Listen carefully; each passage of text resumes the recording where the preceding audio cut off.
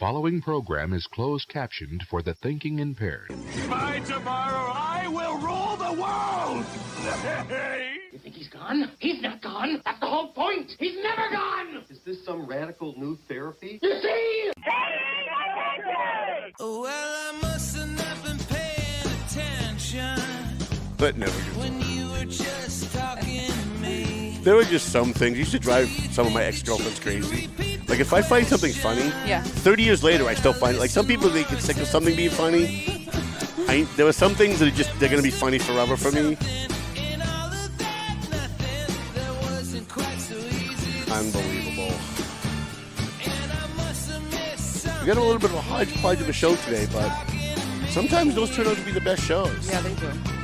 We already did half of the show before we went on the air. Before we went on the air. So, you can't tell, right? Looking at me on the screen, you can't tell. No, you can't tell. No, right? That you have your baby? I have my baby with me. 2 of them, right? Or 1? 2. No, I was carrying 2. Good, because you told everyone where we're going after this. Right. Call it the National Guard.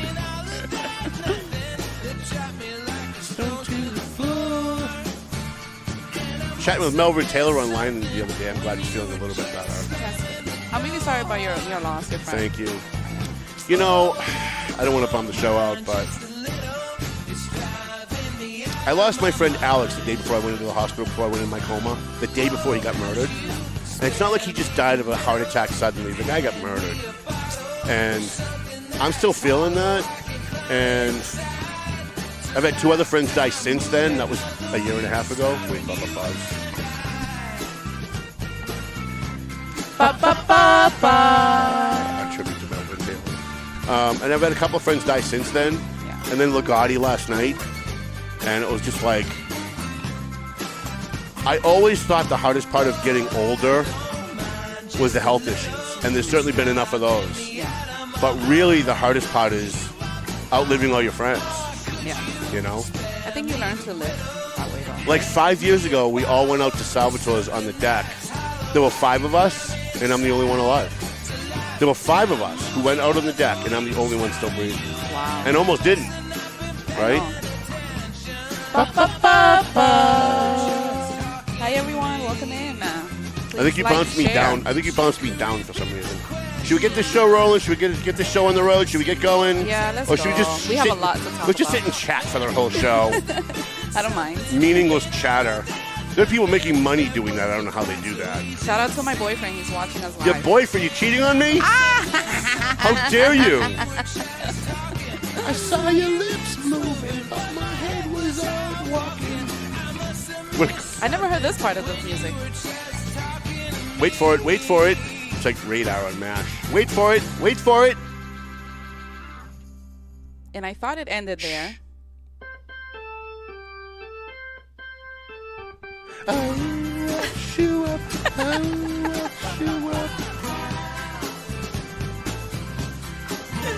I'll say it again. I remember the day that Melvin Taylor walked into my radio program on WCAP in, I think it was 2012. And he had his guitar, and he wasn't scheduled to come in. I had a guest coming in. And he said, I wrote a song for your show. I'm going to put it on my next record. I said, no, you didn't. And he pulled out his guitar, and he played this live on the air.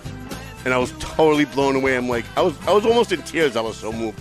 I'm like, you wrote a song for my show, for me, and you're putting it on your next record. Aww. Like, that is something. Why like, are you so, surprised? Because nobody's ever nice to me. So when someone's nice to me, it's always very surprising. So last week we had Prospect Hill in here. We had Mark Roberge and Edgar Troncoso. And so Mark has been begging me. We'll start the show with this. So Mark has been, I shouldn't say he's been begging me. That's a little bit of an exaggeration. Mark has been mentioning that I'm a writer, right? That's what I do.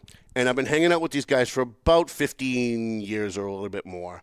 And I've written a ton of songs and a ton of poetry, and I've had poetry published. I don't talk about it a lot because it's sensitive. It's just not what I do right now. Yeah. Now I do news writing, so it's outside of what I do now. But in the old days, before Tom was a newspaper guy, Tom wrote a lot of other stuff, and I've always wanted to write a song for like a hit band. Like I've written songs for local bands that play at like the Clatter or at Jay Bryan's, right? Okay. But no one's ever going to hear them, And when they do, they're not going to associate it with me because these are bands that just kind of play for like 6 months and then break up and then never become a band. You know what I'm saying? They're not professional musicians. They're people that just like to play. So I've done a lot of that stuff. But one of the bucket list items that I have not checked off, and I've checked off almost all of them at this point, is I always wanted to write a hit song for like a big band. And so Mark has been asking me for a long time. You're a great writer. I've read some of your stuff. I've even read some of your poetry. I would love for you to write a song for Prospect Hill that we could make a hit. I would love to do that. And I always say I'm going to do it, and then I go home, and once in a while I'll get inspired and I'll start drafting something. But writing is a very interesting thing. When you're trying to do something, you very rarely can do it when you're writing. It's when an inspiration hits you, when a thought hits you, when you're driving and all of a sudden something hits you. And, I'm old. We didn't always have cell phones that you could dictate into. In the old days, you'd have to pull over, find a pen, and write stuff down, right? So for a long time, I've tried to write a couple songs. I knew what I wanted to do. I actually had a concept in my head of something that I thought would fit really good with what the band was doing. With what Adam did. Adam was the lead singer before he's now left the band. And we'll get to the show in a second, I promise. Anyways, long story short, he was on the show, and I just made a mention of it during the show that, I know you've been asking me for a long time, but I promise I am going to write a song for you guys one of these days. And then after the show, we started talking about something. Okay. I'm not going to say what it is, but we started talking about something that was very serious stuff. And he turned to me and he said, that should be the song that you write. Yeah. So I left here, went across the street, and in under 5 minutes I'd written the song. So now I'm looking at it going, but is he going to like it? So I sent it over to him and I said, please, please, please don't tell me you like it if you don't. Don't put it on your record if you don't think it's good. Don't do it for me. But if you like it and it's good, you could do what you want. If you need to rewrite it, if you need to move things around, if you have to add lyrics, whatever, please feel free to do that. But I want to write something for you, and I don't want any money. I want a music credit, and I want to sing background on one verse so I get the credit on the record and check off my bucket list to sing on a hit record and to write a hit song. That's one of those things I always wanted to do. Always wanted to write books. I've done that. I've always wanted to be a national. What if the song makes millions of dollars though? You wouldn't want a small credit? Listen, I want the royalties. I want the credit on the record. That's what I want. If they want to give me money because it made $20 million and they want to write me a check to say thank you, I'm not going to stop them. But I'm happy to sign any release that they want. That I'm not looking for money. I'm not writing this. I'm not writing this to get money. Yeah. I don't need money to do what makes me happy. You know what I mean? It's something that you're passionate about. Yeah, but imagine if it came with a paycheck as well. Well, listen, an that'd be optional nice. thing. Right. I'm not saying to go for that. I mean, money is important, right? And it's more important to other people than it is to me. And that always shocks people when they find out that I'm not lying when I say that. Money is very important for me. But everything. One of the things that I get the biggest charge out of in life, it's going to sound so stupid, it's so small. When I walk into Heavenly Donut in Methuen to get a coffee, and there are 5 people reading my newspaper, I'm walking on clouds for a week. Aww. I'm walking on clouds for a week because it's like I wrote something, I produced something, and these people who might not even know who I am have picked this up and found it important enough to actually sit. Everybody's got a phone now. They could be surfing Facebook, but they're sitting and they're reading my news. That's what I get a charge out of. And so one of the reasons that this has been on my bucket list for a long time is I really want to get the charge of turning on the radio and hearing a song that I wrote. And knowing that my voice is even if it's just background lyrics and you can barely tell it's me, I don't care. I just want the credit on the record so that I can listen to it and go, that's me. Yeah. Right? And so Mark read it, and I hope he wasn't lying. I hope he wasn't just saying it because he's my friend. He really liked it. Aww. And he said, this was Thursday. He said, tomorrow we're going to start workshopping this. This is good. I really like this. And then he gave me some feedback on it that was even better. And so it was about that whole. You were here for that conversation, right? She keeps doing this. Don't say it. Don't say it. Right, but you were here for that conversation, and it was bizarre that he just turned to me and said, "That's the song you should write," and I was like, "Oh my God, he's right. That's the song I should write." And so I don't care if it takes a year for them to write it and put it out. I'm really looking forward to. And you know the other thing I'm looking forward to? I'm looking forward to going to see these guys in an arena and have them get up and say, this is a song that my buddy Tom Duggan wrote. Oh, That's what that I'm would be amazing. You know what I'm saying? Yeah. So, I mean, they always thank me when I'm there. Yeah. Like, they always, at some point, Adam or Andrew or somebody will get up and say, hey, our buddy Tom Duggan's here taking pictures for his newspaper or whatever. And that's always fun. But it's going to be even more fun that I wrote a song for them. Because they're huge. They're not just like some local band that plays the Clyde. These guys play all over the world. So, all right, she's doing this. Yeah, let's go. All right, let's take our sponsors. Oh, by the way, hi, I'm Tom Duggan here at the Paying Attention Podcast. High atop the Golden Seal Apothecary at the NCAM Studios, the plush and luxurious NCAM Studios. They keep promising us a background, and I'm still waiting for a background. I think they're listening to me. Stop doing that. Those of you at NCAM, if you watch this show, stop doing that. I need a background. I was really embarrassed when the guys were. You know what? I was really embarrassed when the guy running for governor came in. We didn't. It just looks. This is a nice place. It has a lot It's of beautiful. It's a beautiful place, but watch Look other. at that TV where you can. I you know, see but yourself watch in. other podcasts and see what the background looks. It looks so much more professional. Yeah, but and we nobody came has from. a green screen background. They have like things, like actual, like decoration stuff in the back. I went to Dawn Sign Tech. I told her I'd even pay the $600 if she'd make me one.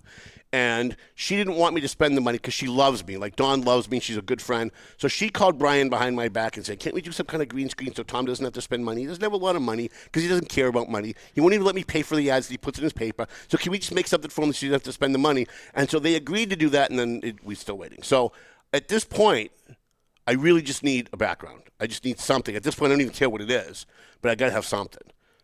Something, but not. You really hate it that much? Yes. So what I wanted for the background is it's like a brick wall. So you like the brick wall in the bottom left-hand screen? For me, it's right, but for you, it's left.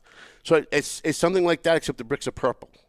It's just paying attention. That's what I want. Purple and blue. Yeah, I and like neon purple. Colors. Yeah, I like purple. Yeah, no. No. Nah. All right. Sorry. Let's take our sponsors. Century 21 McLennan Real Estate, the Zanny Pesce. Do you see the pictures that Jana, the sexiest woman alive? I saw her on the paper. Oh, right, in the paper, right. You added a picture of her. Wow. Talk about the hottest woman on the world. So she sent me that ad, but it didn't have her picture in it. And I said, do I have the freedom to change this ad? And she said, I trust you. So I took the sexiest picture of her I could find. Because I know dudes. Listen, I'm a dude, right? I'm not married. I'm a single guy. I know dudes. Dudes will flip through a magazine. They'll flip through a newspaper. And if they see a hot girl, they'll stop and they'll go back. Yeah. And so that's what draws people's attention to her ad, is that Strategic. she's hot. Strategic. So anyways, she's lost weight too. Jana, stop doing that. Just telling you right now. I did not approve of that. And so for the next few weeks, I'm going to have to bring her out for like pasta dishes and more hamburgers. There you go. 'Cause I did not approve of her losing weight. Who else do we have? Marston & Son Construction, EIS, Investigation and Gun Training. I'm waiting on Joe Solomon to give us his first report on the Eagle Tribune employees that he's investigating, so that we can do to them what they did to us, and then maybe at some point we can get some. See, I'm a lot like Trump when it comes to that. If you're gonna F me, I'm gonna F you back 10 times harder until you come to the table and say, okay, I give up. Because otherwise, that's just me taking it, and I'm not taking it anymore. I'm done. Like, I didn't spend 21 years building a newspaper so I could put up with their shit, and I'm not doing it. They're kind of changing the way that they're doing things, Yeah, but not always for the better either. No. I mean, Joey Bazitsky's still up there, so what does that tell you? Tomo and Shaken Seafood. We were at Tomo's last night. No, last night? No, 2 nights Tuesday. ago. Tuesday night. What day is this? I don't sleep It was for anymore. my son's birthday. I went. Oh, yeah, Had little hibachi. Alejandro. No. AJ. Albert. You AJ. call him AJ, though, right? Yeah, only I can call him that. He prefers everyone else to call him Albert, Okay, please. all right. Fair enough, fair enough. I have to say, listen, I don't say this unless it's true. I don't say it just because they're advertising. I always go when I get the kamikaze. That's my favorite sushi dish at Tomo. Okay. And I have a friend that always gets the Godzilla. And every once in a while I have a piece. It's okay, but it's not the kamikaze. I don't know what they did. They changed the Godzilla. The Godzilla's now way better than the kamikaze. Oh, my God, really? Like, if I go again later on this week or next week, I'm getting 2 Godzillas. That's what I'm going to have. I love that place. Their food, Food's their excellent. drinks. The rice is everything. amazing. The service, the Yep. people. Yep. Shout out to Tomo. Yep, Tomo and Chicken Seafood. JG's Ice Cream, a free shout out to the Jafrida brothers, who, by the way, they won Best Dessert at the Taste of Methuen. What's the matter? What does that look? Why don't they have an ad with us? Well, we give them a free. She hates it when I give anything up for free. I love you so much because you're always It's not you're always that. thinking This of is a me. business. I know, This is a I know. business. But they're good guys, and you know what? at bash time, they give money to my kids. They donate money for the scholarship. And every once in a while, and I'm going to say this again, I know I've said this before. Every once in a while, I give them free shout-outs all the time. Every once in a while, I'll go to the post office, and there'll be a check for $300 or $400 with a note saying, thanks for all the free promotions. We really appreciate it. No, they do. Okay. They're the only ones that do. I give a lot of free stuff away, but they're the only ones, and they do it. And that's not why I promote them, right? Because if that was the case, I would only promote them when they write a check. But they're also good guys that help the community. Like, they help the Exchange Club. They help the Rotary. These are guys that are invested in the community, that they made a ton of money on JG's ice cream, and they still make a ton of money on it. But they don't just like spend their money and go on vacations. They actually help the community with it. But you're part of the community, too. I guess, Think about it. All right, fair enough. Shout out to JG's, though. I love that ice cream. Love those guys, yep. AFC Urgent Care, Pleasant Valley Landscaping Contractors. I was going to call Dave Idconsoli to come in today. Okay. Because he said he was coming in June. Okay. And he said maybe the second week in June. And this is the second week in June. Okay. But I didn't hear from him, and then my phone started ringing about Joe Ligotti this morning, and I didn't get a chance to call him. So maybe we'll get lucky. Lenny. I was gonna tell you, have Lenny come today. Yeah, Lenny should be coming back in again. Yeah, well, especially with everything going on with the immigration and stuff. I want to hear his. So Lenny submitted a bill in the legislature, and the Salisbury sisters were there. They wrote a bill too. Everybody's writing bills today except for me. The Salisbury sisters were there for their bill, and they said that they ran into Lenny because he was there testifying for a bill that he wrote at the State House. So we need to get him in here to talk about that. Yeah, I love that. Prime Insurance, the Doug Mercurio Law Office. I really think Doug Mercurio, you and I need to go to Jocelyn's for Lebanese food at some point. I agree. I think that's the way to go, right? We romance him with the great food. It's the best food he's ever going to have. Yeah. Right? And then we'll make the sure pitch. like the hot servers are there too. Yeah, we gotta do like during the day. We have to make sure Jolie's there. Yeah. If we tip them, will they give them a lap dance, or is that too much? Say that. If we tip the waiters, will they give them a lap dance or no? No. Oh, they don't. It's not that type of place. Okay, I'm sorry. I tried though. I know. What's funny is we're not lying. What else do we have? No, we took him out. He's done. He's out. Okay. Enterprise Bank. I love my Enterprise Bank girls. W3ON 4-star lighting and a free shout out to Stadium Chiropractic only because I love Dr. Amani. He's a good guy. So we got a bunch of things I want to talk about. Although the show's pretty much over at this point, all we do is just kind of chat the whole. Two more things. Quality Catering. Who won the Taste of Methuen? Yes. When you win, so I bring taste testers with me to these taste events. Whoever wins, whoever gets the best dish of the night, gets a free ad in the Valley Patriot and a free sponsorship on the show for 3 months. Nice. And so Quality Catering, they start next month. The new Valley Patriot is out, came out. The June edition came out this week. I saw them there. And then Terramar Mexican Grill on South Broadway. You want to talk about good Mexican food? Oh, my God. So here's the thing. Before I get into the actual show today, we're going to just have a pre-show before the actual show on the air. We're putting together at least 10 to 12 people to do flash mob late lunch. Okay. So the first place we're going to go is Terramar Mexican Grill because their food is so friggin' unbelievable. I'm going good, that right? day. I'll go to So it's going to be me and Tom and Lucy Fallon, who were my taste testers at the taste events, and Scott and Jennifer Mendes, who are also 2 of my tasters at my taste events, and me. That's 5 with you with 6. And then we need at least 4 or 5 more, maybe 4 or 5 more. That we're going to take with us. And we're going to do this like at least once a month. Okay. I was going to do every other week, but I think that might be too much. When are you doing the first one? So when are you doing the first one? Sometime within the next week or so. But we're going to get everybody scheduled together. That's the problem with having so many people doing this. So the first we're doing is Terramar Mexican Grill. It's where Yokohama used to be on South Broadway by Sacred Heart Church. We're going to go there first because their food was amazing, and I want to taste more of the squid salad and some of the other stuff they have. And then after that, I don't know where we're going to go yet. Okay. We at a place in Quality Haverhill. doesn't have like a restaurant. They do catering. Right. Correct? Yeah. So maybe there could be like an event that they might be catering. Yeah, maybe we could all go to some like local event, like a music bingo or something, and just have them like cater it for us. Ooh, I love that. Right? Maybe we'll do something like that.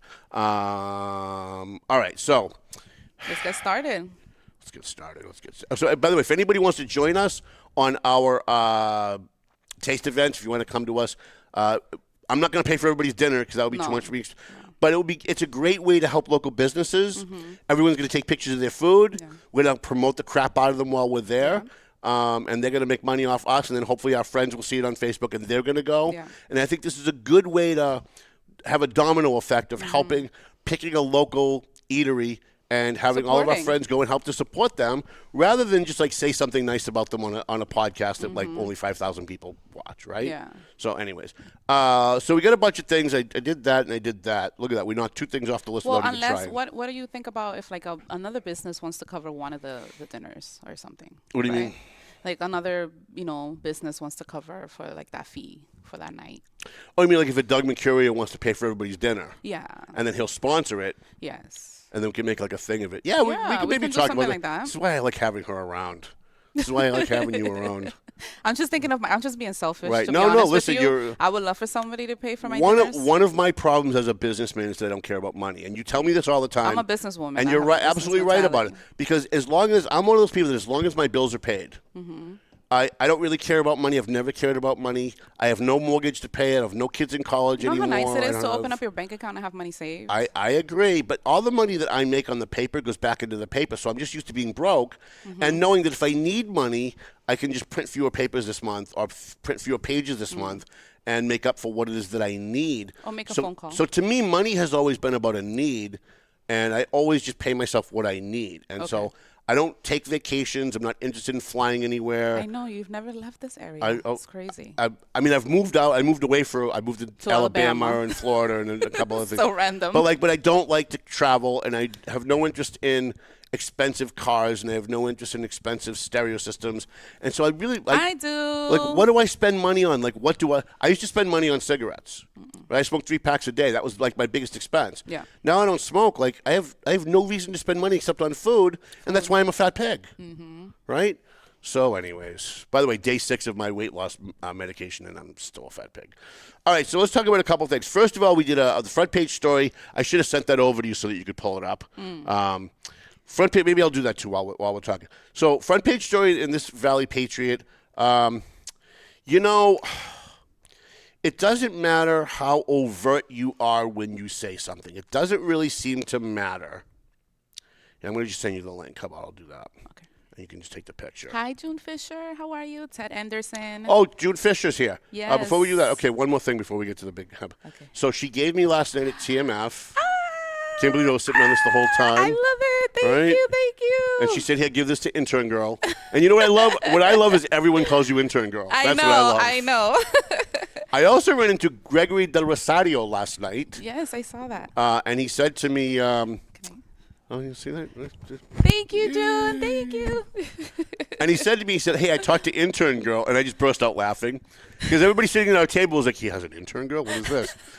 People for some reason they know me, but they're still shocked when they learn things about me. Yeah. And he said, I didn't share the show. So he said, I talked to intern girl about what your favorite place is to eat. And so I'm going to take you to lunch to your favorite place that you like to eat. And she gave me the scoop on where you really like to eat. So, And can you tell us or no? well, he didn't tell me. Oh, okay. I have no idea. He didn't spill the beans. I'm so. not telling you either.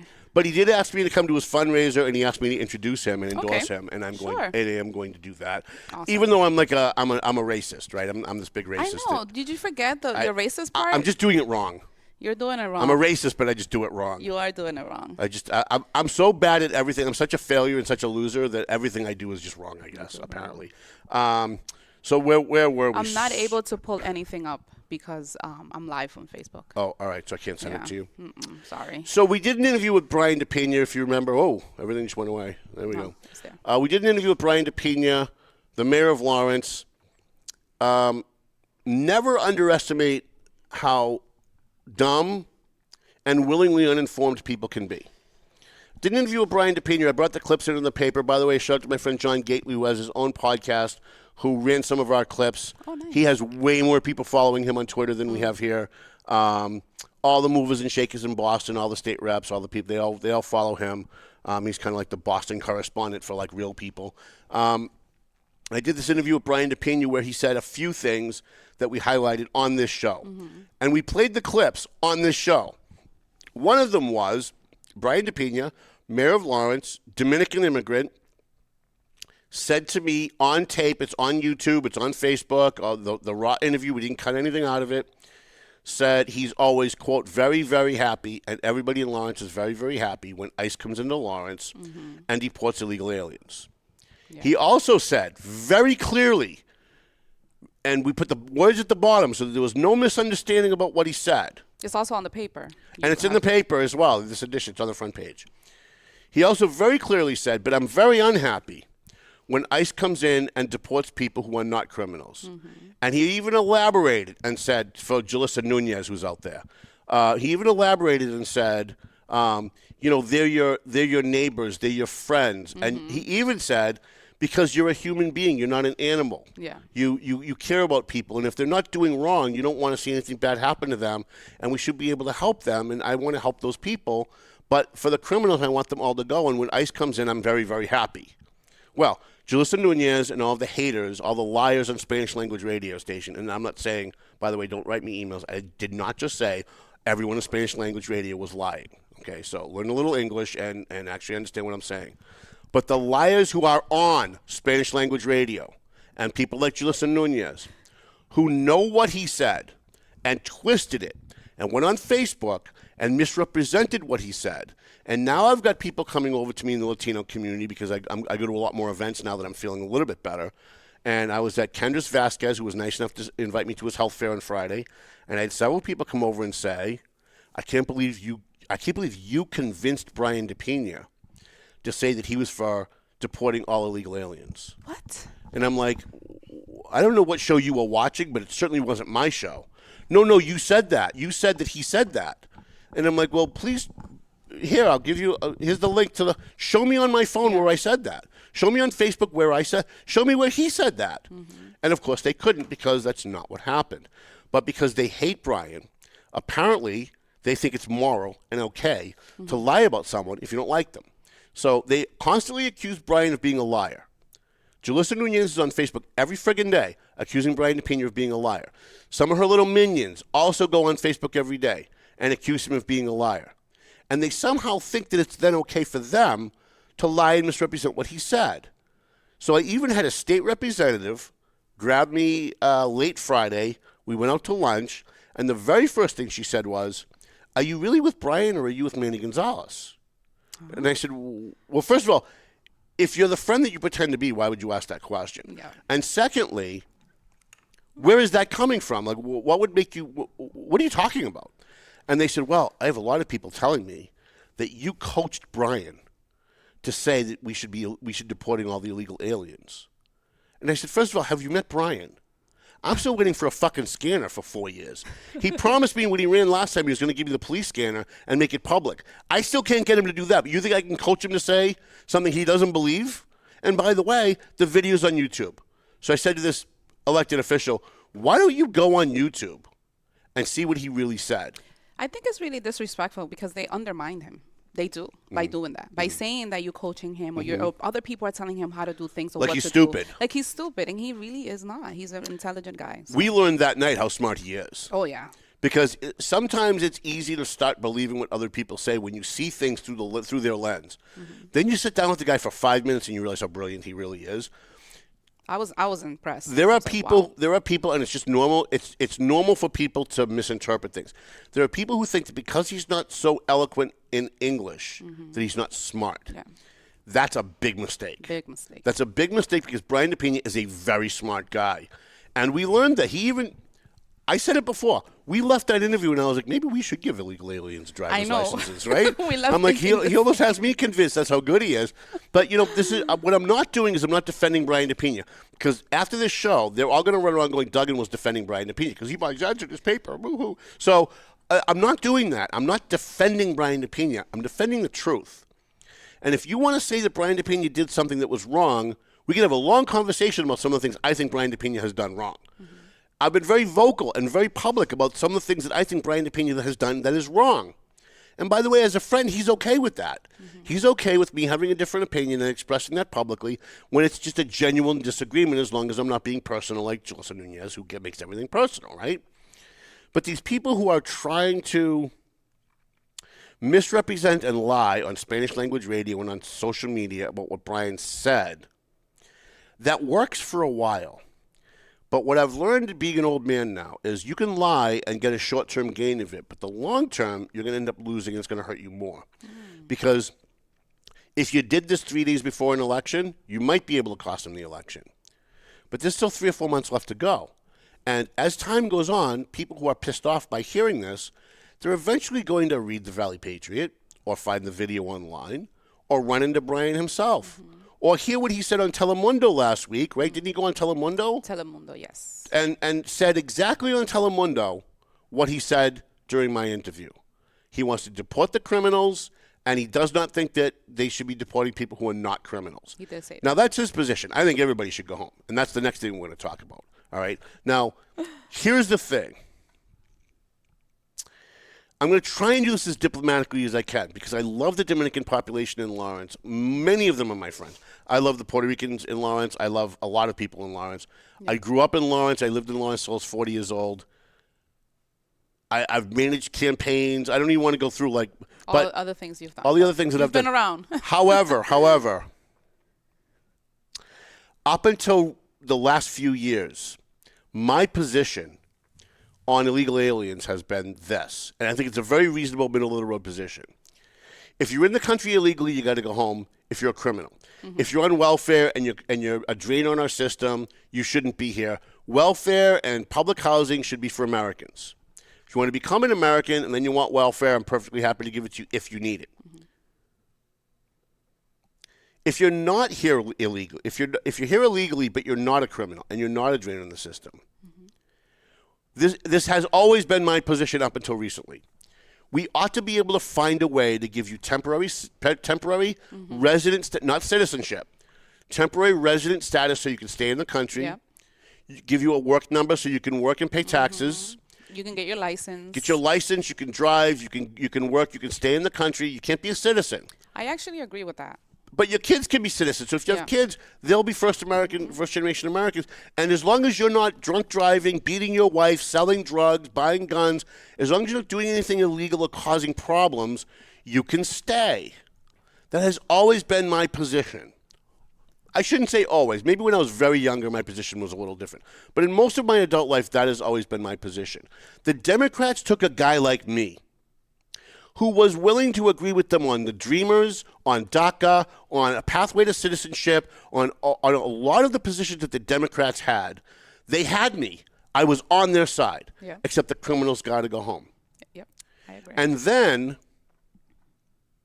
they looked us in the face and they said, the border is closed, the border is secured, and when we were going on Twitter and Facebook, because CNN wouldn't cover it because they worked for the Democrats, but we'd go on social media and see live video feeds of the border of millions of people streaming across the border while the president, the Democrat vice president, the Democrat congressman, Adam Schiff from the Senate were looking us in the face every day saying the border's closed, the border's secure. And then with American citizens sleeping on the streets of Lawrence and nobody helping them,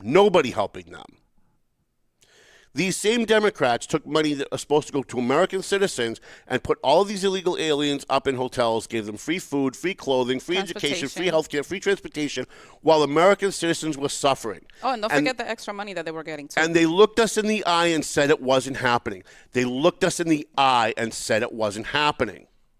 And then Donald Trump said, let's deport the criminals, and they fought tooth and nail to keep the criminals here. Why? And looked us in the face and said, Saint Abrego Garcia, he's only here to donate his kidney to a dying nun. Oh, he's not a gangbanger. Oh, no, there's no proof. Where's the due process? They used every excuse they could to keep every fucking criminal in this country that came here illegally in this country.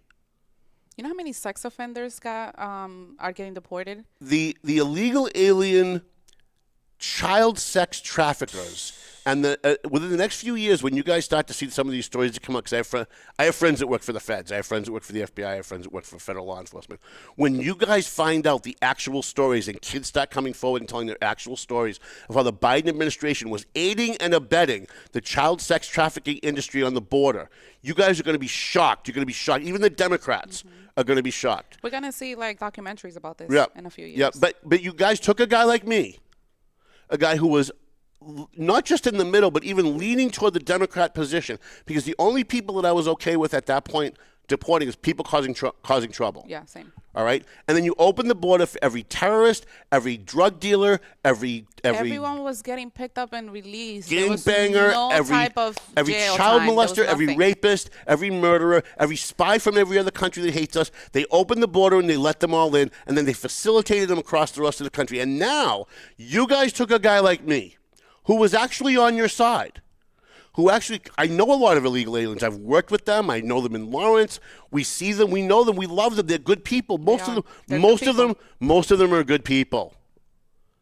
But now, after we've been lied to and disrespected by our own government, who looked us in the face and just outright lied to us, now myself and people like me who were in the middle, who took the position that the Democrats had, who cheered when the Democrats said a pathway to citizenship, now we want everyone to go home.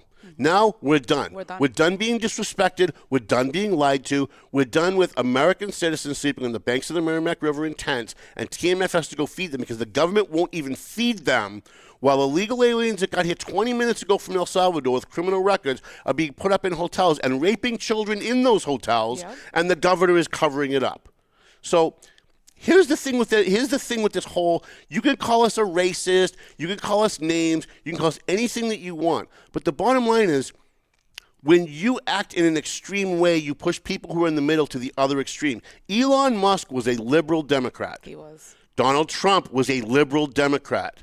Tulsi Gabbard was a liberal Democrat. She was a Democrat congressman. Really? From Hawaii. She was a liberal Democrat congressman from Hawaii. She believed in the global warming scam. She pushed all of these things, abortion on demand up until third grade. She was with everything the Democrat Party said until they started to lie. And isn't it interesting that almost the entire Trump cabinet are all former Democrats? Wow. Almost none of them are establishment Republicans. And in fact, Donald Trump, because the Republicans for years went along with the Democrats and allowed this shit to happen, George Bush allowed this shit to happen. George Bush's father allowed this shit to happen. Because of all that, you needed a Donald Trump to come in and remake the entire Republican Party, and he did. He pushed out the Mitt Romneys, he pushed out the Liz Cheneys, he pushed out all of those who are part of what's called the Uniparty. That's the Republicans who behind the scenes are making deals with the Democrats, but in front of the cameras pretend that we're all at odds. The GOP. And so all these former Democrats, these liberal former Democrats, to invade the Republican Party, take it over, change it, get into power, and then say to both parties, you're full of shit, and we're now going to put the American people first. Now, you can hate Donald Trump or you can like Donald Trump, but here's the facts. The facts are you had people in the middle like me. Yes, I'm a conservative. But you had people in the middle like me who were on the immigration issues, and you pushed us to the other extreme because you lied, you deceived, you threw the borders open, you put us all at risk, you put my family at risk, you put my community at risk. Even the Dominican mayor of Lawrence says he cheers, he's happy when ICE comes in and deports criminals, people who shouldn't be here. And the Democrats, by the way, let me give you a little bit of a lecture. Stop saying you care about root causes and we have to study the reason why people are poor. The root cause, we have to look at the root cause. Root cause is just a way of saying that we want to make it abstract so we don't have to accomplish anything. Because the actual root cause of most of the violence that's going on right now is that you let illegal aliens into this country who were violent. Now, I'm not saying, and don't you dare send me an email, saying that I said all illegal aliens are violent. That's not what I'm saying. What I'm saying is by throwing the border open to everyone, you allowed violent people to come. And this other argument that I see on your page all the time, Intern Girl, and I see it on mine all the time is, well, you know, the majority of most illegal aliens are good people. Well, consider this, because that's false. That's a false logic. Only 1/3 of the German people in World War II were Nazis. Yeah. Only a third. That means 2/3 of the German people in World War II were not Nazis. How'd that work out? Everyone thought all Germans were bad for a very long time. They still think that way. A lot of people. But the point is, not all Germans were Nazis. No. And yet, look at the devastation they caused. That 1/3 exterminated millions of people. That 1/3 tried to take over the world and almost won because of 1/3 of one population. So when you hear these fake arguments that people hear and they just repeat it because it sounds good, they think they're making political points. Well, not all illegal aliens are bad. What does that matter if enough of them are bad that they're causing chaos? I mean, I used to work at Showcase Cinema when there was a Showcase Cinema. It was a movie theater here in Lawrence and South Lawrence, for those of you who don't know. And I used to work there. And every once in a while on a Saturday, a bunch of kids would sneak in. And usually, if they're not causing trouble, I would let them stay. Yeah. And every once in a while, they would start trouble. They would leave the movie theater in the middle of the movie, and they'd go over to the concession stand and say, listen, I don't have any money. Could you give me some popcorn? Can you give me some free popcorn? And I'd look and I'd go, you got a movie for free, and now you're looking for free popcorn? Get the fuck out of here. Yeah. And now everybody goes. Well, that's how we are with immigration now. That's how I am with immigration right now. The Democrat Party... Most of the party thinks this way. The Democrat Party, the leaders of the Democrat Party are the reason Donald Trump is president. Because they left, and here's something else that Brian DePena said that his detractors will not talk about. He said, Donald Trump won the election because Democrats opened the border. 100% right. 100% right. 100% right. If they were just smart enough to be on the side of the American public and kept the border closed, Biden probably would have gotten another, or at least Harris would have won. Yeah. The Democrats would have maintained control of the White House if they had just kept the border closed. And they're all crying that Donald Trump has deported, I think he's deported about 100,000 people in the 5 months he's been president. Barack Obama deported 5 million illegal aliens. He was called the deporter in 5 million. 5 million. 5 million illegal aliens. 5 yes. million. And you know what? There were no protests in L.A.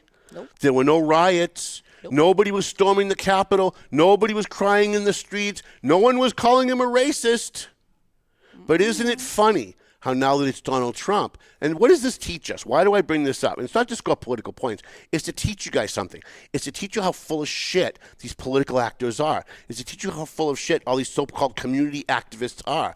Because if they cared about the issue, they would have protested Obama just as much as they protest Trump. But when it was Obama, they didn't protest because it was never about caring about illegal aliens. If they really care about the community, they would be for, deporting criminal illegal aliens. Right. Sorry to say that. So if they really cared, they would be equally protesting the Democrats and the Republicans, but they only seem to do it when the Democrats are out of power and the Republicans are in power. Because what do they want? They want their power back. All of this is about them losing the election. And isn't it funny? After 8 years of hearing, no one's above the law, not even Donald Trump. No one is above the law, not even Donald Trump, not even the President of the United States. We have to impeach him because no one is above the law. In the next fucking sentence, these people say, except 50 million illegal aliens, they should stay. Wait, what? Oh, it's 50 million? I thought they only said it was only 11. Listen, I'm 58 years old. When Ronald Reagan was president in the 80s, they were saying it was 11. 11 million. Okay. Yeah. When George Bush, the father, was president, they were saying it was 11. Shout out to the Bush family. What they did. When Bill Clinton became president, they said it was 11 million. Under Obama, they said it was 11 million. There's Under no Biden, way. they said it was 11 There's million. no way. And now they're saying after what we watched over the last 4 years, it's 11 million? No. You know what? It's really closer to 50 million. Maybe 11 million came in over the last 4 years. Maybe that I might buy. But you can't tell me that we have 11 million illegal aliens in this country. And by the way, how can they even know that number? They're illegal. They're illegal. A lot of people get through. They Right. don't even see them. Right. So I encourage you guys to go to the Valley Patriot YouTube page, and please like and subscribe because all of the videos are coming down off Facebook. Facebook is getting rid of all the videos After 30 days. Right? and I have to back some of those up, and I'm going to be uploading some of those on YouTube. So please find our I'm going to keep saying Facebook by accident. Find our YouTube channel. It's the Valley Patriot YouTube channel. Please like and subscribe so that when we go live, when we post things, we put stuff up, you'll get notified. We've built up such a great audience on Facebook, and now we're losing almost everybody. Go watch the interview with Brian yourself. Listen to it in your car. Listen to it when you're running. Listen to it when you're at the gym. Listen to it on your lunch break. It's only about 40 minutes. It's on the paper. You can read it. It's in the paper. I transcribed some of his best answers. Read it for yourself. Now, getting back to our state rep asking me, are you really with Brian? Are you really with Manny? Right now, I'm not with anybody. No. I want a debate. We have a debate scheduled September 11th, by the way. September 11th, we have a debate with Brian DePena. Why are you telling us? Don't tell us yet. Why not? You like to get ahead of yourself. You got to give us, you want to have the... You want us to surprise you at the end, right? Yeah, surprise people. Got to be good. You're in the media business. Come Well, on. I'm trying to sell advertising for just that debate because it's going to be a 2-hour debate. And I want the Latino community to participate because it's going to be in English and in Spanish. I bought the microphones, by the way. Oh, did you? I Okay. did. I was gonna show you. And by the way, I'm getting a lot of response from Latinos who don't speak English, don't understand English, who were told to watch our video because some of the answers I asked Brian to translate into Spanish, and he did. He looked into the camera after he answered a question in English and repeated the question in Spanish and then gave his answer again in Spanish. So those of you who don't understand English that well, or if you have a friend that doesn't, because if you don't understand English that well, why would you be watching us, right? Yeah. If you have a friend that doesn't that understand English that Si well, usted no sabe español, right, you can go to our YouTube channel, Valley Patriot YouTube English. channel, and you can watch that debate, watch that interview, and hear what Brian DePena. Now, listen, you might watch that interview and hate Brian DePena more by the time you're done, but at least you'll be informed. At least you'll know what he actually said. Yeah. Right? You'll know what he actually said, and I'm never going to be unhappy. If you notice, if you watch my Facebook page on any day, you'll know that there's 8 or 9 people who absolutely hate my friggin' guts, who come on and argue with me every day. I don't block those people. The only time I block them is when they get personal. When they make it personal, I blocked Jalissa when she started getting personal. She started attacking my integrity, and that's just, I'm not going to. But if you want to call me full of shit, and you want to challenge me, and you want to debate me, and you want to tell me that I'm wrong, and you want to present your facts, and you want to discuss, I love that. Me too. It's one of the reasons why I keep guys like John Curtis around. The guy disagrees with me on lit. If I said my favorite color is blue, he'd say prove it. Like, no matter what you say to this guy, he's going to say the opposite of what you say. But I'm okay with that because I know what most people don't understand. And that is, it doesn't matter what people think about me at the end of the day. What matters is what they learned. So if by watching him and I go back and forth, they ended up believing him more than me, but they learned something, my job is done. I consider my job done. My job, and I said this to this woman, I think her name is Caitlin Godin, who's also on my page all the time. I said this to her the other day. She said, well, you have no credibility because you didn't apologize for something that she says that I got wrong that I didn't even bother researching because I have 4,000 threads going on at once sometimes. And she's like, you have no credibility. And I said, I don't really care what you think about my credibility. And she was like, well, that's kind of weird. You don't care what you're a journalist. You don't care what people think of your credibility. And I told her what I tell everybody. I don't care what you think about me. What I care about is the debate, the issue, the discussion. That's what I care about. So if you consume the information that I put out, and at the end of the day, you think I'm more full of shit on my opinions, or you have the opposite view that I do, I'm still okay with that. Because now you can articulate why you feel that way. You've learned something. And so I'm very, very pro-life. I'm extremely pro-life. I don't make exceptions for rape and incest. If someone who's pro-abortion wants to come on my page and they want to debate with me for 5 hours, I will debate with them on that. And it's not because I want to convince the people who are reading this that I'm right. It's because I want the people reading it to learn something. And through the back and forth with someone who has the exact opposite view, they're going to learn something either from the other person or from me. Yeah. And I don't care where they land at the end of the day. That's the difference between me and that's really it's the difference between conservatives and liberals. But certainly it's the difference between me and most of the people that come at me. And that's that I really don't care where you land at the end of the day. I really honestly don't. Me neither. My job is not to convince you that I'm right. If that was the case, you wouldn't be able to open the Valley Patriot and see liberal left-wing Pavel Payano on page 2. He'd be buried on page 19, if at all. You wouldn't see left-wing Ryan Hamilton, who voted for $1 billion for illegal aliens, on page 4. You wouldn't see left-wing Estella Reyes on page 5. You wouldn't see left-wing Democrat Francisco Polino on page 6. If what I was about was just convincing people that I'm right and trying to get people to take my side on something, I wouldn't be doing any of that. No. It would be the Boston Broadside. Every page would be a Republican. It would be a conservative point of view, and I would be using my platform to convince you I'm right. I don't care if you think I'm right. In fact, I actually kind of like it better when you don't think I'm right. You and I disagreed on that video with Mike Samad. Yes. Right? And we talked about Yeah, that. we talked about it. I learned from you through that discussion. I learned something. Really? Yes. I taught you and, something? And I learn things whenever I'm disagreeing with people. And here's the thing. Too many people today who are under the age of 40 judge you based on what you believe because they've been told by the education system that you're a good or a bad person based on what you believe. Okay? It's one of the reasons, I'm going to share something with you guys. It's one of the reasons I became a Jew. I don't talk about this a lot, but one of the reasons I became a Jew. When I was a Catholic, the Catholic belief is you can get into heaven and you can be forgiven based on what you believe. If you sin, you confess to a priest, you confess to God, you say a couple of prayers, and you'll be forgiven. You get into heaven if you believe Jesus is the Son of God. Doesn't matter how bad you were. But if you believe Jesus is the Son of God, you can get into heaven. Jews believe that it doesn't matter what your intent is. It's the exact opposite. It's what you do that gets you into heaven. And I embraced that belief 21 years ago, that it's not what you believe that makes you a good person. It's what you do that makes you a good person. So if you go out, and I'm not one of these people, but if you're one of these people like Kelly Frazier, right? She would go out and she would feed the homeless, and she'd have her phone, and here's a picture of me feeding the homeless. She was doing it for totally selfish ego reasons. But you know what? She still did it. And I still gave her credit for it. As much as I don't like her, she still did it. And so whenever we would fight, before we had our big war, whenever we would fight, she'd come on my page, or Kiba would come on my page and say, well, we do a lot for the community. I will give you that. I will always publicly give you that. You did help a lot of people.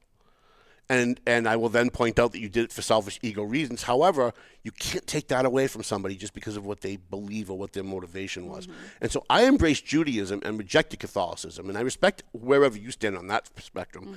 But one of the reasons was I believe in atonement. I believe when you do something wrong, you don't confess to a human being who's a priest and then confess to God, say some prayers to God, and then you're forgiven. I believe the Jewish way, which is if you do something wrong to somebody, you confess to that person, and you go to them and you say, I want to atone, I want to make it right. What can I do to make this better? And so that's my philosophy has carried over into what I do with the newspaper, what I do online, what I do with this show. And there are too many young people who have been brainwashed by the media and the education system to think that because they believe in global warming and they're saving the planet, you're a bad person because you don't agree with them. And that's the wrong way to go. I grew up at a time. I never thought it'd be this old saying this kind of stuff. This is crazy. I grew up at a time. Apothecary. I grew up in the I grew up in the 80s where my aunt and uncle raised me, okay? My uncle was a police lieutenant. My aunt that I call my mom was a school nurse. She was a school nurse at the Frost School. Then she was at the Oliver, right? We would have debates at the kitchen table every night. Really? Every night, Mom would put the food on the table. Uncle Frankie would pull the shades down because we didn't want the neighbors to hear us screaming at each other. And Mom would pull out the Eagle Tribune and say, Ronald Reagan's considering some kind of a death penalty bill. What do you guys think about the death penalty? And me and my brother Danny, he's actually my cousin, but I call him my brother because we were raised together. Me and my brother Danny would start to work it out, like, how does this work and whatever. And then Uncle Frankie would say, well, no, I can't remember if he was for it or against it. I'm just going to say he was for it at the time. He'd be like, no, we need to have the death penalty. And my mom would be I think it was the opposite. I think Mom was for the death penalty. Dad was against it. And then we would start to debate and discuss. And that debate and that discussion would turn into a fight. And we would start yelling at each other. And I'd roll up a dirty napkin and throw it at my brother Danny. And he'd be picking up popcorn and he's throwing it at me and a cracker at me. And we'd be having a very intense debate and discussion about the issues. And when it was all over, we all piled into the car, my mom's Cougar, and we'd drive over to South Union Street, and we'd have a Dairy Queen together. Because we loved each other, and we were a family. Now, I get that not a lot of people have that experience today because they don't have two parents at home. A lot of kids are being raised by their grandparents, so they don't have that experience. But what makes it worse for them is they go into the education system, and then they're indoctrinated to believe that what makes them a good person is what they believe and not what they do. And so you'll often see... And again, this is not about me. I'm trying to give you guys a life lesson here. You will often see people come on my page and say, you're a racist. And I'll post 15 things that I've done for the Latino community. And they go, well, that doesn't matter. You said a bad word, so that makes you a racist. Because they really believe, and it's not their fault, they've been brainwashed to believe that they're a good person based on what they believe. and you're a bad person for disagreeing with them. And it doesn't matter what you do. I could go out and I could raise $100,000 for a Latino immigrant whose parents brought them here illegally, who's trying to go to college, and I could do all of that, and then the minute I disagree with somebody on a political issue like immigration, I'm a racist. Because they don't even know what racism means anymore. All these terms have been redefined by our education institutions and the media. So anyways,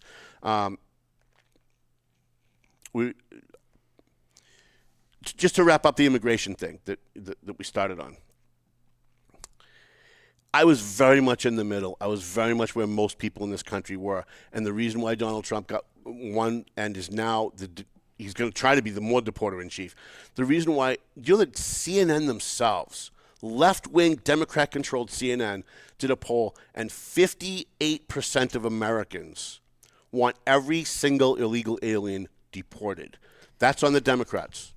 That's on the Democrats. Yep. Had they not been so extreme on the other end, had they not fought for Abrego Garcia and pretended, oh, no, he's not really a gangbanger, he needs due process. How do we know? It doesn't matter that it says MS-13 on his knuckles.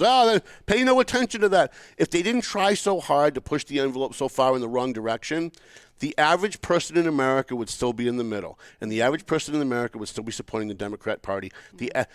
Donald Trump gained among Latinos, among gays, among blacks, among young men, among young women. He gained everywhere in the country, and it's not because he's any different than he was when he lost 4 years earlier.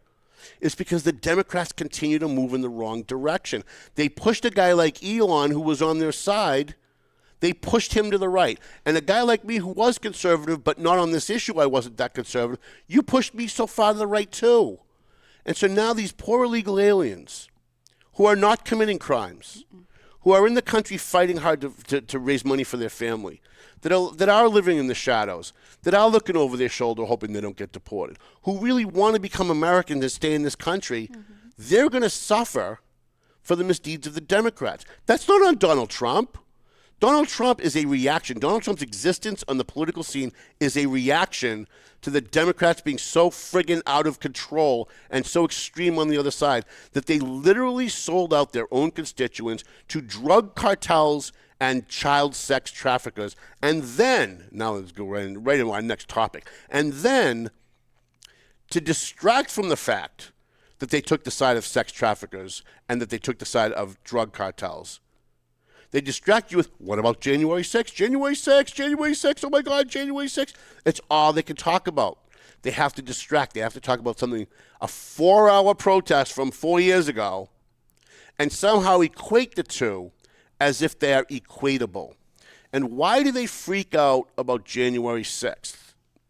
One of the things that I learned through some of these discussions with this guy, John Curtis, it's always on my page.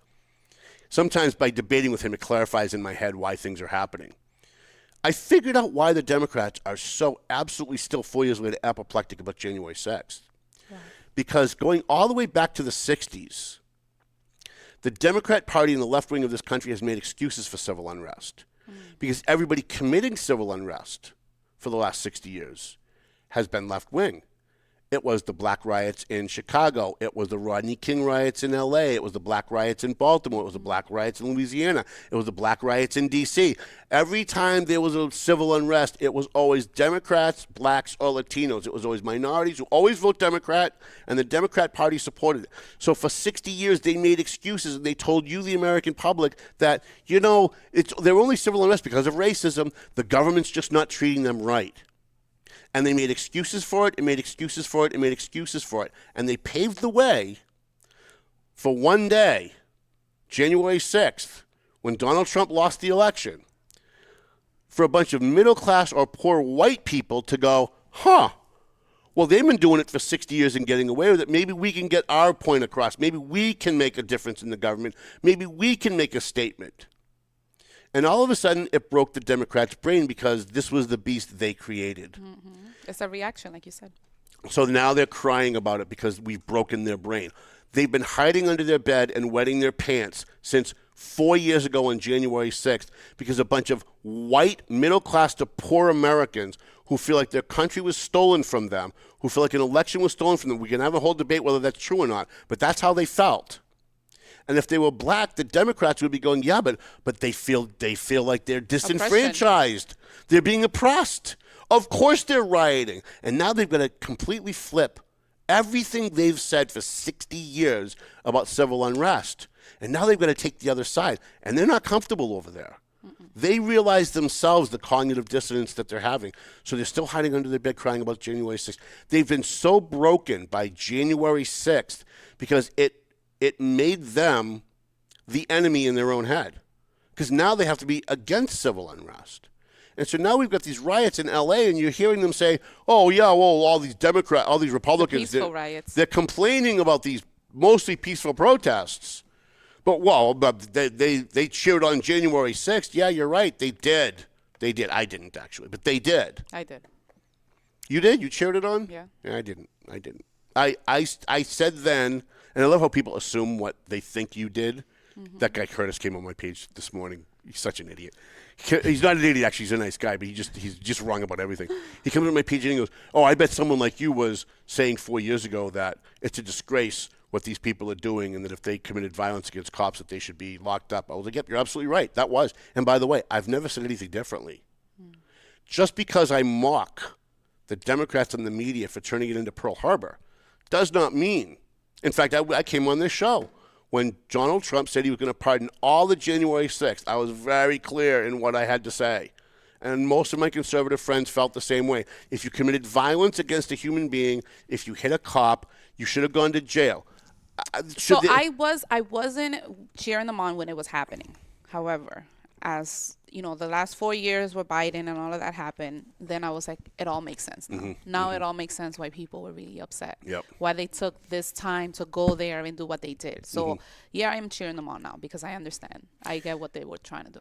The vast majority of people who were there on January 6th were taking a tour of the Capitol. They walked in. Cops were opening doors for them. By the way, the people in Congress tried very hard to stop the video of those coming out because the only videos we saw on TV was the violence.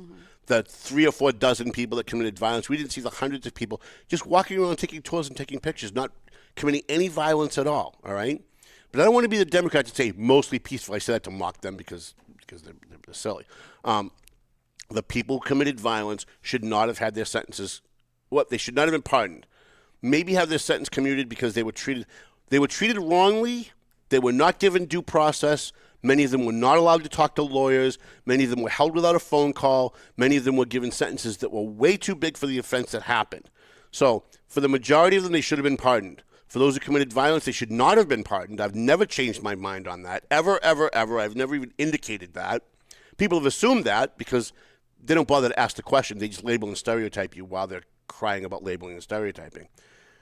But if you committed violence, you should have gone to jail and maybe have your sentence commuted, and Trump was wrong for blanketly pardoning everyone. But that was a reaction to the fact that, once again, the Democrats went too goddamn far.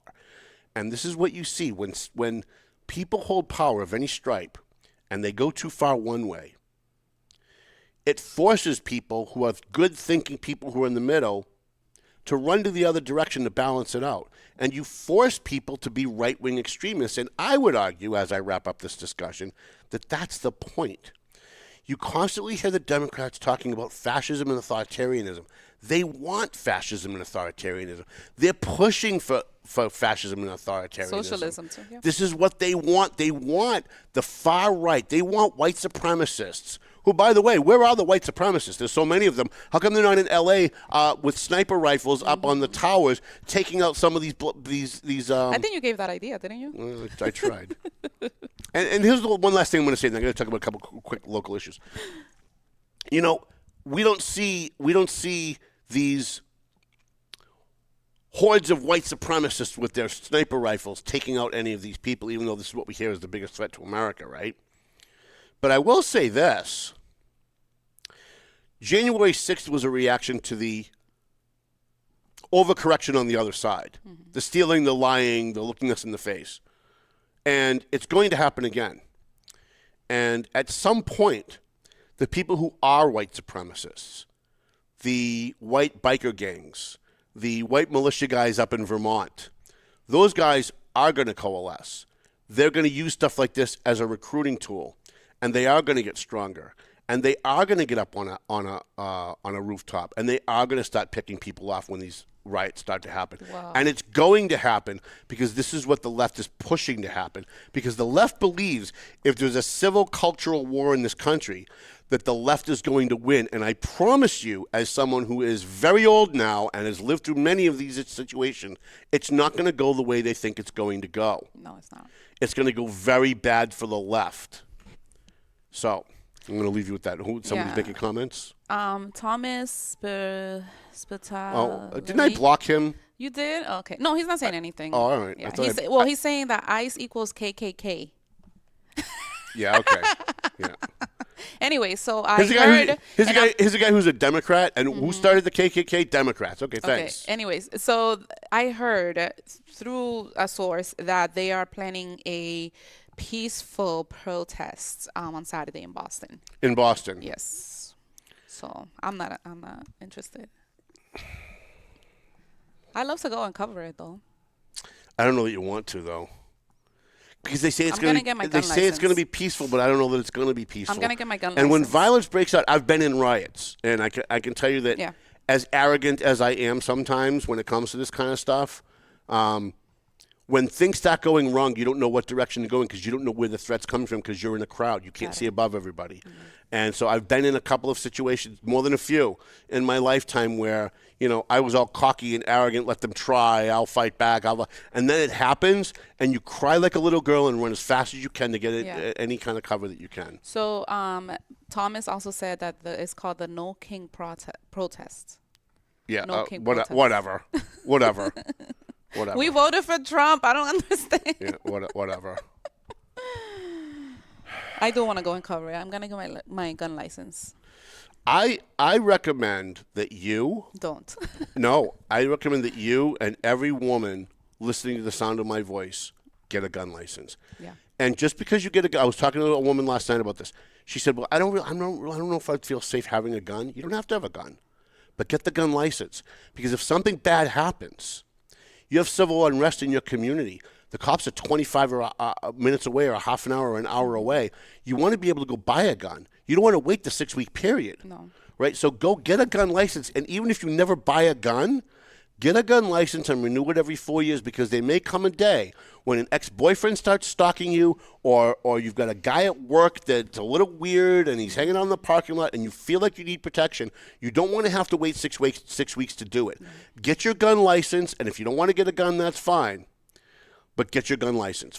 Sure, get your gun license. I want to get my gun license because I was dealing with a stalker for some time. Yeah. So well, I mean, you're hot, so I would imagine any woman as hot as you has probably dealt with more than one stalker I've at some point. I've been trying to really dress down to not show so much of my hotness. Yeah, stop doing that. Because I want people to listen to me. No, we don't. You don't. What I have to say. No, you don't. You don't want that. I don't want to have to dress up and wear Yeah, you do. Yeah. Yep. But people don't listen to me. That's if okay. I do that. That's all right. They'll listen. They're gonna look at me and not listen. They'll listen. They'll at the very least pretend they're listening just to spend more time with you. Trust me. Yeah. All right. I know we got to wrap this up, but I got a couple of local things I want to talk about. So we talked about the Mayor DePena thing, which is good. We've got some local races in Lawrence and Methuen I want to talk about real quick. We're going to have a race on before I start this, one thing that Lawrence does better than Methuen, even though I'm the guy that's supposed to always trash Lawrence. One thing that Lawrence does better than Methuen is that no matter what happens, Lawrence has a primary. Because in Lawrence, they care about democracy. They care about a constitutional republic. They care about the voters. The people who run the city, stop it. Big deal.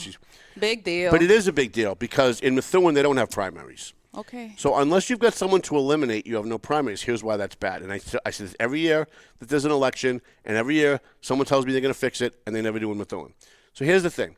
In Lawrence, you've got a race on September. Prospect Hill. Okay. You have a race between a woman named, I think her name is Rivas, and you have Lizzie Rivas. Who I guess she happens to be a family member of mine. I had no idea. Is she really? Yeah. All right. So I've been sharing her stuff on Facebook. She's like a very nice person. I'm going to have lunch. Also, my buddy Franklin Miguel is also going to run in that race. Okay. Yeah. So now. My favorite district in Lawrence. So Prospect Hill is going to have a race. However, Greg Del Rosario has no one running against him. Mark LaPlante has no one running against him. Stephanie Infante has no one running against her. Oh, I thought she did. No. Not that I know of. And if that's changed, then I'll stand corrected. Who's District F? F is Mark. Mark. Somebody is running for District F. Really? Yeah. Okay. So, but there are going to be seats where no one is running. Now, here's the rule in Methuen. In Methuen, you've got nobody running in the central district. You've got only one person has pulled papers. Really? In the central district? So if there's, by the way, we were trying to recruit people to run in the central district. If you live in central district or know somebody and you think they'd be good on the city council. On central district? I think you might be. Yeah. I think you might be central. You're near the loop, so that's where it starts, right? Okay. But here's the problem. So let's say you've got 2 people running in the central district in Methuen. 2 people get elected. So you have 2 people running for 2 seats. Mm-hmm. There's nobody to eliminate, so they don't hold a primary. Mm-mm. If they held a primary, I could go out and recruit someone to run on stickers. All they would have to do is get 50 stickers to get their name on the November ballot, and now the voters have 3 people to choose from. Mm. But because they don't have their primaries, they built it what I call the Incumbent Protection Act in Methuen. This always helps incumbents. If you don't have a primary, people don't get ginned up about the regular election because they don't start thinking about the regular election until a week before the election. Mm-hmm. But if there's a primary, they're thinking about a week before the primary because they have to go vote. And now they're aware of who's going to be on the ballot for November. So having primaries. In Lawrence, you could have... That's costly, though, too, to do a Yeah, primary. it costs like $30,000, $40,000, given all the money that these people waste on all this other crap that they spend on. In Lawrence, they're spending money on bongo lessons. And if we have like a ton of people running for the same thing, I will get it. But if it's just like 2 or 3, I don't think it's money. But what price democracy? What price democracy? There's democracy on the actual. But you're in November. But you're excluding people who might look at the landscape and say, oh, look, in the central district, you've got Joyce Campagnon and Sharon Burchell. Boy, if I'd known Sharon Burchell was going to be on the ballot, maybe I would have pulled papers. Maybe I would have convinced my friend Bill to pull papers. But now that I know that those are the only 2 on the ballot, I'll recruit somebody to run on a write-in campaign. Oh, I can't because there's no primary. So it guarantees that those 2 people automatically win. So in August, they've already won the November election. But they've already them won. More time to do campaigning as well. But why campaign? That's the other thing that's bad. If you only have 2 people running for 2 seats in a primary, they automatically get it in November. They don't have to knock on one door. They automatically win. You have 2 people running for 2 seats, they automatically win. I think it works for Methuen. In Lawrence, they have primaries if there's nobody on the ballot. Waste of money. It's not a waste of money. I sat on the Lawrence School Committee for 3 years. I won on write-ins. I ran a write-in campaign in a primary, got my name on the November ballot, and I won. That never would have happened if Methuen had what Lawrence had. I mean, if Lawrence had what Methuen had. You've got people on the school committee, Lennon Roa, put his name on the ballot, ran on write-ins in a primary because you had 0 people running for 1 seat. So he ran on stickers. Now, you could have 5 people run on stickers in a primary, and then the top 2 would make it into the final. So having a primary increases participation in your government, and that's what you want. You want people at the bottom level to have more access. And Methuen just does it wrong. So now let's just talk a little bit about the candidates because I've already mentioned one. So in the East End district, I know that Ronnie Marsan has pulled papers. I talked to him this morning, and he has pulled papers. Okay. And I think Nellie Soto is in that district. I'm pretty sure she's going to pull papers too. She's doing a pretty decent job. I've reached out to her a couple of times. Apparently, she wants no part of me because, for whatever reason. But I've reached out to her several times, and she doesn't get back to me. But I watch her at the meetings, and she's one of the few people that actually is not interested in being part of the Insiders Club. And I love that. Even though I disagree with a lot of what she says, I love that she's the only one that says, well, this seems kind of corrupt to me. Like, I love that. I get all excited. Wow, somebody said at a council meeting, this seems kind of corrupt to me. And even if she's wrong, I love that she's stirring the pot and making people think because that's what's important. That's what's important when you're dealing with government. In the Central District, you've got Sharon Burchell has pulled papers. For City Council. For City Council in the Central District of Methuen. Now, she originally pulled papers for at-large. You now have, I think, 5 or 6 people at large. I'm going to talk about them in a second. And she saw the landscape, and she realized she probably can't win in the at-large race. In fact, she can't now. So now she's pulled papers to run in the Central District.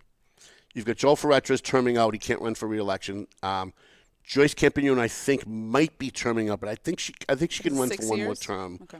Right? It's you have 3 2-year terms, right? Mm-hmm. So do you want someone like Sharon Burchell to be able to get in without campaigning, without talking about where she stands on anything, without taking a position on anything, because there's no primary. And by the way, if she's the you only... still have time, though, from now until then. But let's say she's the only person that runs for 2 seats. How do you fill that second seat, do you know?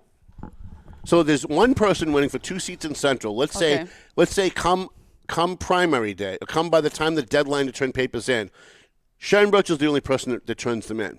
She automatically wins. But who fills that other seat? Does anybody know? I'll tell you, it's not the voters. It's the mayor and the city council decide. The insiders club decide among themselves who's going to take that seat. Okay? This is the problem.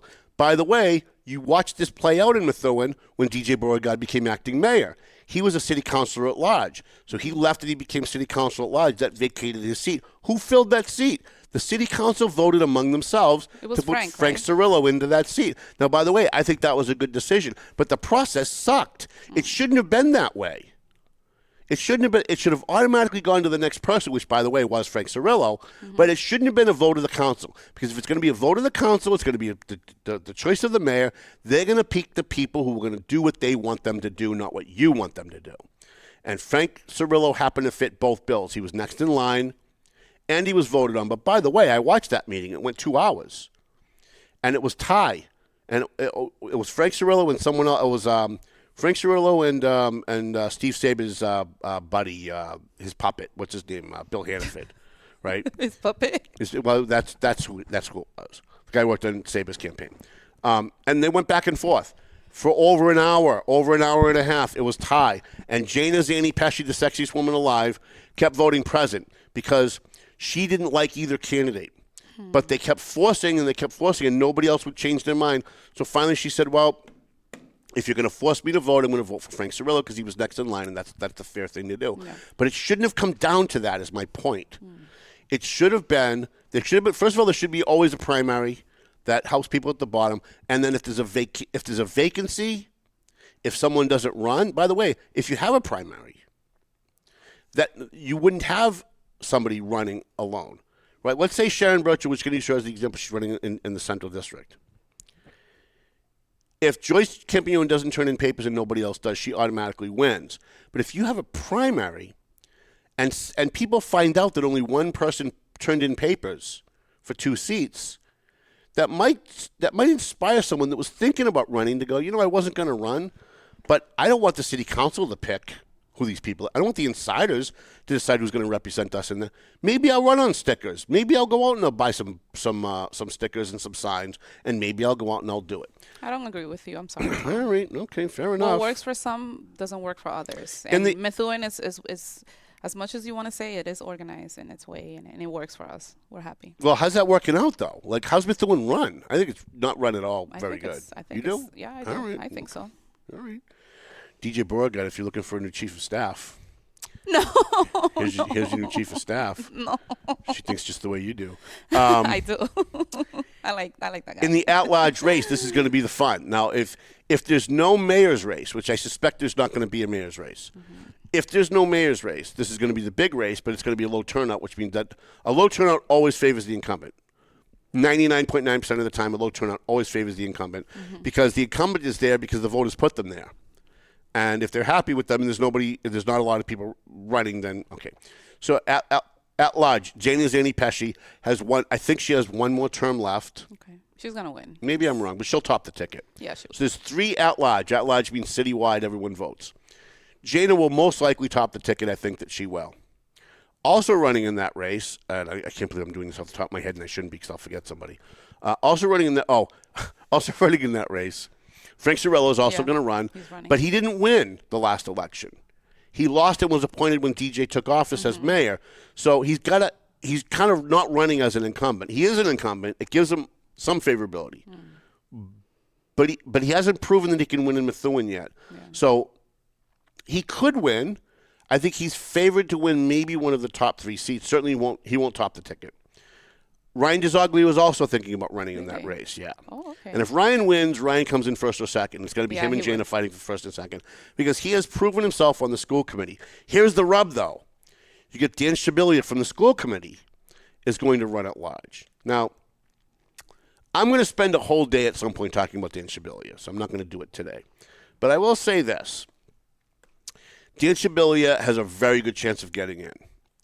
Anybody who's thinking of running at large should run, because Dan Shabilia is an opportunist.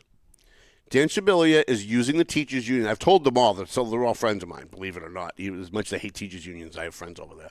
I like the union. Dan Shabilia voted. Well, I'll get into that in a second. Dan Shabilia is running for city council at large, and he has romanced the teachers' union into thinking he's on their side. But remember when Neil Perry first got elected, okay? Dan Shabilia is an opportunist. He will use the teachers' union and the teachers to get in as a city councilor. And that will you stop it, please? I'm hungry. Well, but I'm trying to do a show here. She's going, and if she did it for like once or twice, that'd be fine. But I'm trying to do a show. Let's just end the show. What are you doing to me? What are you doing to me? I'm sorry. It's been long. You told me to tell you when to stop. I know, but not doing that. Yes, any way that I can. You don't listen to me. All right, very good. Are we having an argument on live? We are. I'm the producer here. It's been an hour and 20 minutes. But you break my concentration. Can't you do like when I finish a thought? Jeez. I wasn't doing it to you. I was doing it here. Are you live? Yeah, on Instagram. You're live Instagramming during my show? Yeah. She's doing her show while I'm doing my show. No, because it's not connected. All right, let me just wrap this up. So Dan Shabilia is an opportunist. He's got a good shot. He's going to raise some money, and he's got some money. So he's got a shot. But I just want to caution my friends in the Methuen schools. He's romancing you the minute he doesn't need you anymore. The minute he gets the job as city councilor at large, he will throw your ass under the bus the second it becomes politically expedient for him to do so. So be very careful supporting Dan Shabilia. Having said that, however, if Sharon Burchill decided to run at large, I would sell everything I own and campaign for Dan Shabilia, because on his worst day, he's better than Sharon Burchill. There's another person in that race who's also a friend of mine. I probably should have mentioned him first. I'll save him for last. And that's John Drew. Now, John Drew is a laborer. I think he's head of the plumbers union. He's a municipal laborer. He's a very smart guy. John and I worked on Dan Rivera's campaign for mayor back in 2010 maybe. 2014.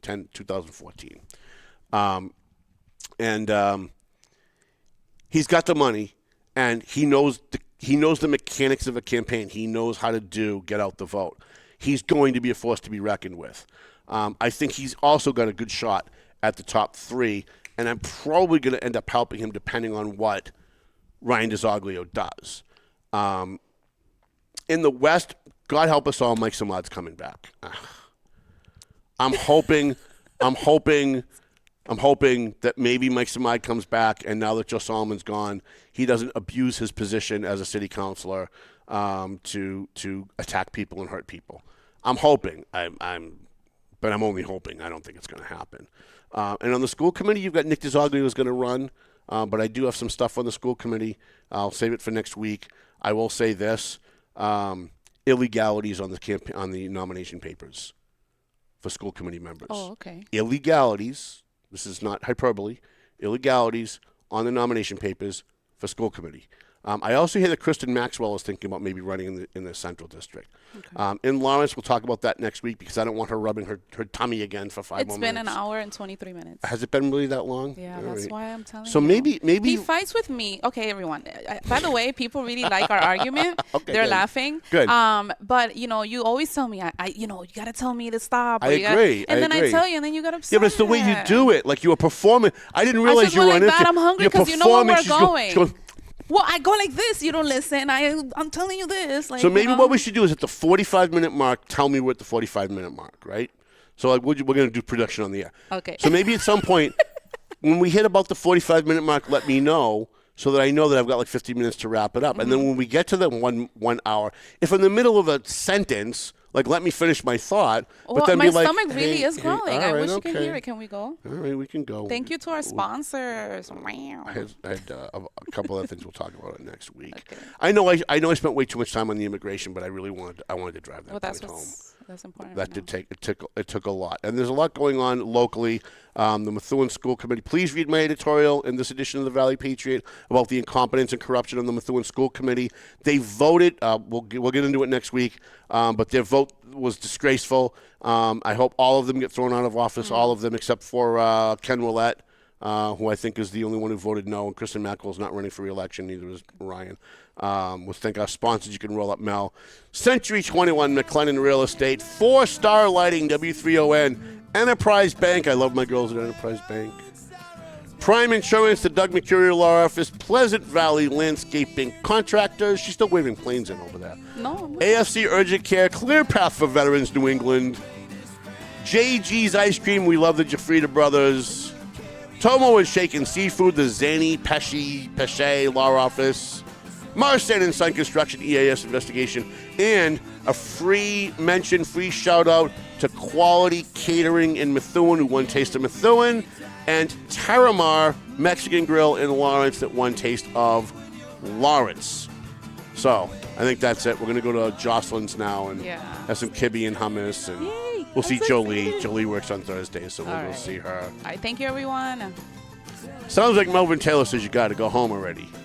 So go home already.